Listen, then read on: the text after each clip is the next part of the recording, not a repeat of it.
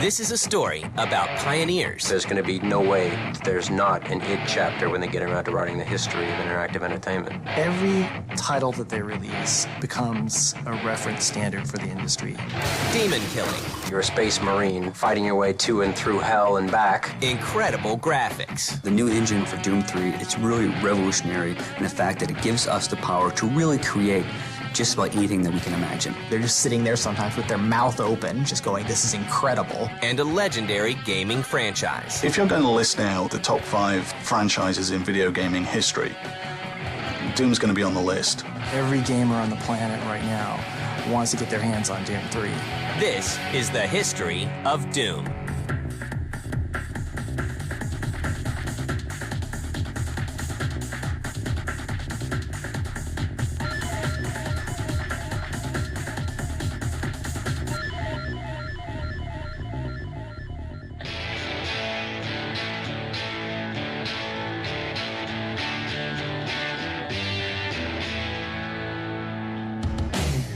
It's May 5th, 1991, and a small company in Mesquite, Texas called id Software makes a big impact with Wolfenstein 3D.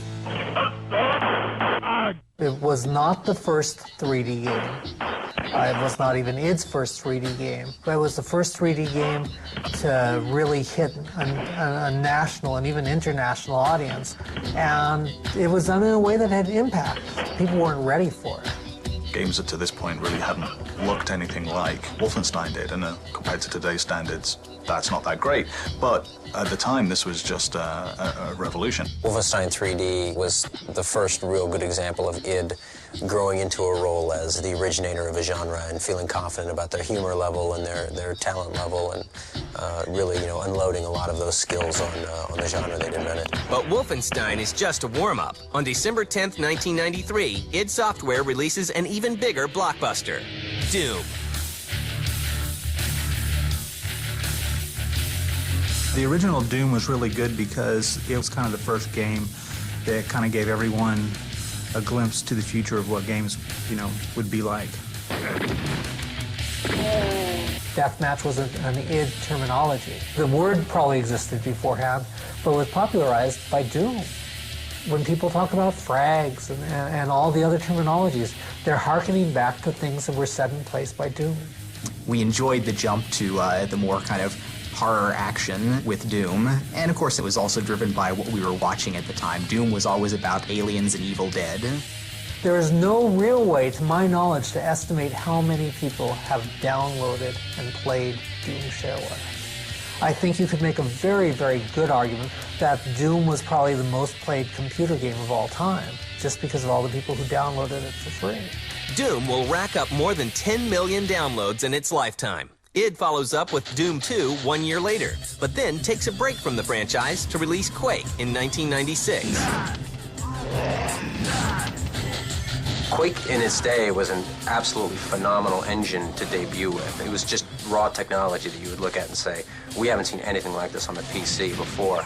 And then they took it a step further. It was actually brilliant fun to play in multiplayer, and really created the multiplayer shooter as a phenomenon event. id Software's games in general appeal to fans because they put out next-generation technology with their new big games, and they're able for PC gamers to take gaming where it hasn't been before. I was certainly a strong advocate of getting good 3D acceleration in early on, and we went out of our way to do some of the early things like the rendition version of Quake, the original GL Quake, being freely released. id continues to push the boundaries of technology with the release of Quake 2 in December 1997 and Quake 3 Arena in 1999.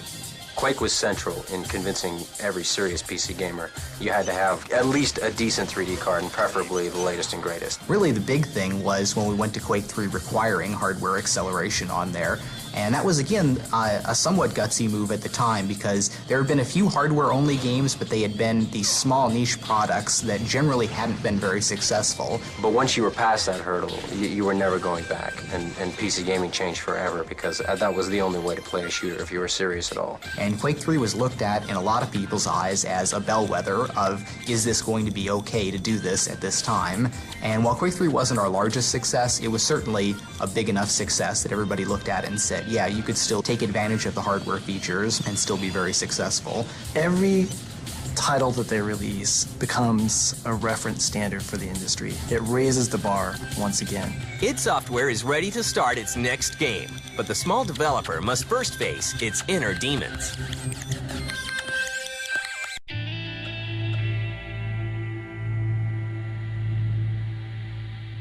The new millennium is just around the corner, and id Software is going through some birthing pains. Every project for the last couple ones we had been considering, well, is it time to remake Doom with new technology and all that? At the end of Quake 3, we did have a little bit of an internal spat over where we were going with the next project. The only kind of foregone conclusion was that it was going to be single-player focused because there was a good contingent in the company that wasn't happy with the Quake 3 kind of activity level of gameplay. We wanted to really create this scary, intense, action-packed horror game, and everybody is much more afraid when they're alone. But there was still debate over exactly what we were going to do, and it did come down to a point where we had a big forced issue about it where I wasn't at all comfortable with the alternate project that was being pushed on there, and it wasn't clear that we could come up with a clear, unified company direction on something brand new. And every project for the last couple ones we had been considering, well, is it time to remake Doom with new technology? John, when he was doing research on what the next generation of technology for id was going to be, came to the conclusion that he was going to be able to realize sort of the vision that he had in his mind's eye when he came up with the original idea for Doom, in that we could use and leverage that technology to really create this intense action horror game and make a really scary version of Doom. Originally, I was opposed to the idea. I was a bit concerned that the team that we had, which was a bit in transition, wasn't going to be able to really push Doom in a direction to sort of live up to the title. So I just kind of made that the stand and said, now's the time. We can do some really radically better stuff with new technology now. In hindsight, my opposition was absolutely wrong. The decision was great. Bringing back Doom is an exceptional challenge.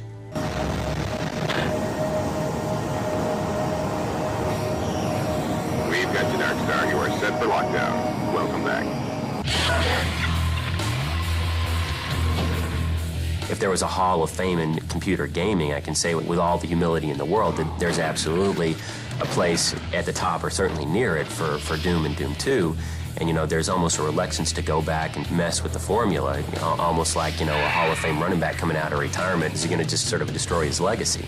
Doing Doom 3 was a very tall order because Doom was such a mega successful game that we really had to evaluate what we wanted to do. What do our fans really want us to bring back from the original? And then what can we add to the new Doom 3 to make it, so much better? You have a game that people become it becomes a part of their life, and they spend so many hours playing with it, they almost develop some sense of a relationship with the game itself, that they have some ownership of it. And so they feel like that they almost have, some say in how the game ought to be taken going forward because, hey, look, I played this game for, 1,000 hours of my life. People get obsessive with everything that comes out of id. People are obsessive about id. id's games are great. One of the reasons people respect id is that id never turns its back on quality. Everything that comes out is going to be good. People get so emotionally attached, and then they get afraid of, well, if it's not the exact game, or if it's not as good or better, if it's not their interpretation of what the next game ought to be like, and they get afraid that we're going to do something different with it. They don't want to see the next game come out because they just want to sort of freeze time and have Doom be the way it was when, they had all these great experiences in their life and don't want to have anything to sort of spoil that memory. We definitely understand, people's emotional attachment to the properties because we feel it too, and at least as strong as they do. On June 1st, 2000, work begins on making Doom 3 a worthy successor to the legendary franchise.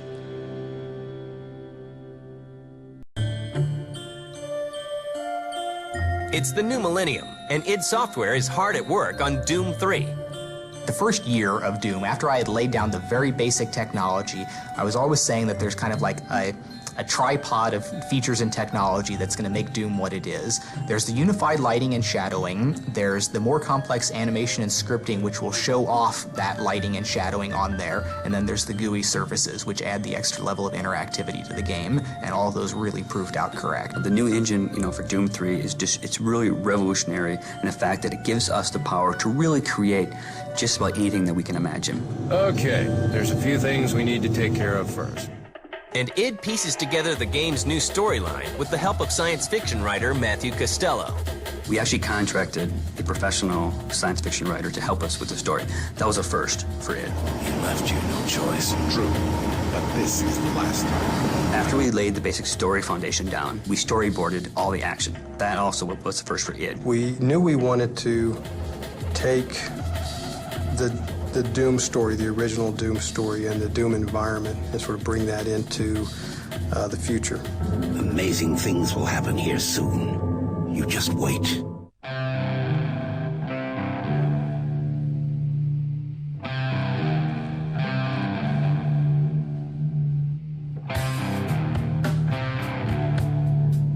The story in Doom takes place as if the first two never happened. So it's very important that fans realize that this is not Doom 3, after Doom 2 Hell on Earth. This is Doom 3, whereas Doom and Doom 2 never happened. And so we knew we had those elements to work with, like the UAC, a research facility, Martian landscape. The player is back on Mars, and the UAC is conducting some super secret teleportation technology. UAC scientists have made discoveries that will forever change human existence. Then something went terribly wrong. Through some miscalculations and some arrogance, the UAC opens a portal to hell.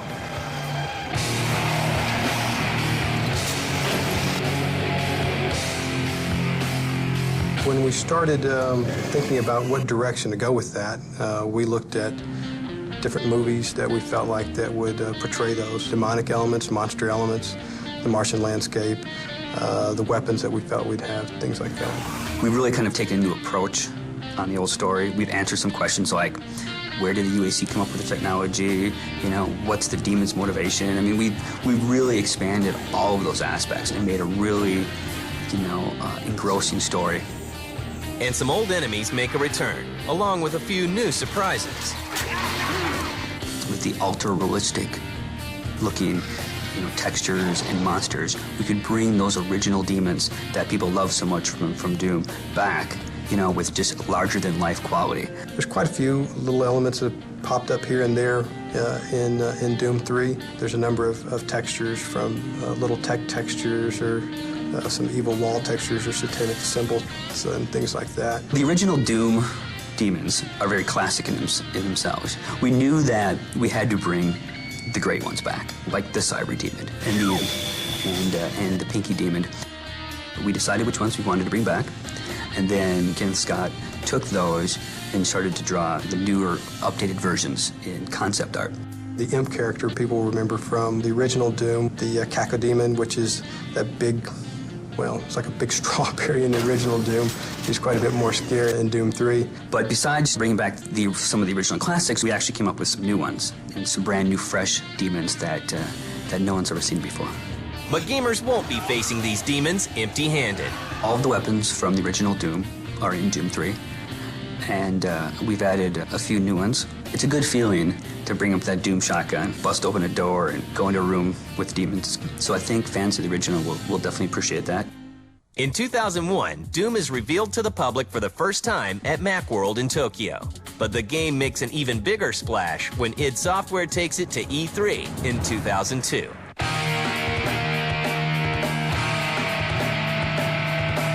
The year that Doom 3 came out, people couldn't sit still.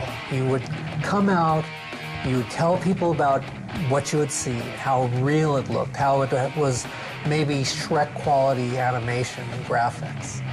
And they'd look at you blank-faced because there was no way it could be real. We had a 15-minute in-game kind of demo play, and we had seats, and it was real dark, and it really kind of made the fans realize that the game's scary, that the game has movie quality, that it's over-the-top action. It really helped kind of deliver the message that what Doom was. Everybody knew what Doom, the original Doom was, but then they never knew what direction that we were taking with Doom 3.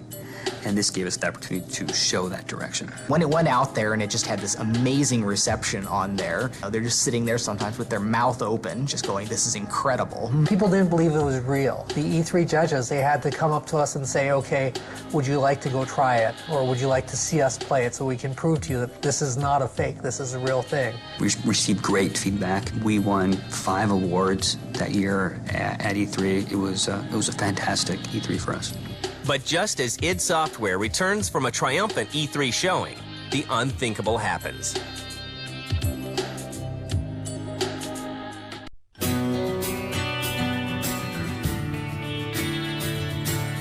Not long after E3 2002 wraps up with a phenomenal showing for Doom, a leaked version of id's new project appears on the internet.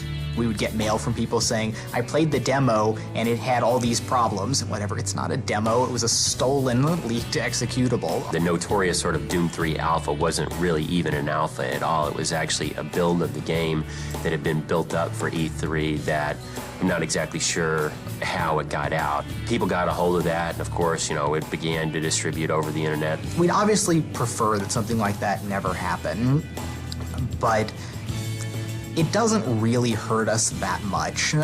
It's a distraction when we have to worry about running damage control and spinning some of the issues in there. Today, we can look back on it, and as bad as it seemed at the time is that we've certainly been able to overcome.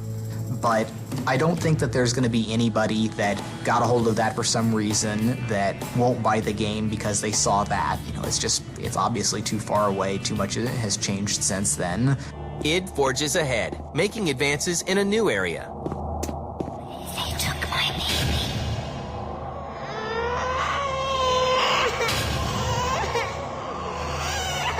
Audio in our games has always been, clearly second fiddle to rendering. But as computers have gotten faster and faster, that couple percent that we devote to audio has gotten more and more capable. One thing that we've done in Doom 3 that's very cool is we have a true 6-channel surround sound. That gives us the ability to have sound and audio cues that happen around the player. So like, for instance, if a demon is sneaking up behind you, you can hear them. You're walking through a dark corridor and you'll hear whispers that circle you.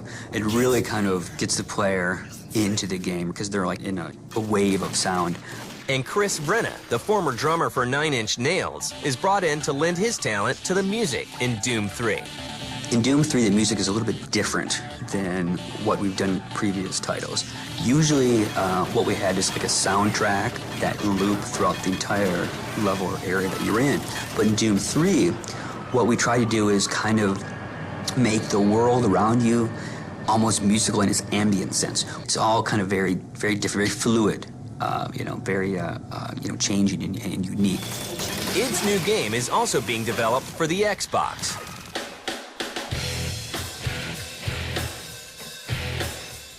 The original core rendering decisions for Doom were influenced very specifically by the capabilities of the Xbox. We knew at the time what the Xbox was going to be like coming out, and the rendering of what we do with geometry and surfaces and textures and all that was crafted around something that was going to be efficient on the Xbox. One of the great things about the Xbox is the technology in the Xbox is very similar to the technology that John looked at when he architected the engine.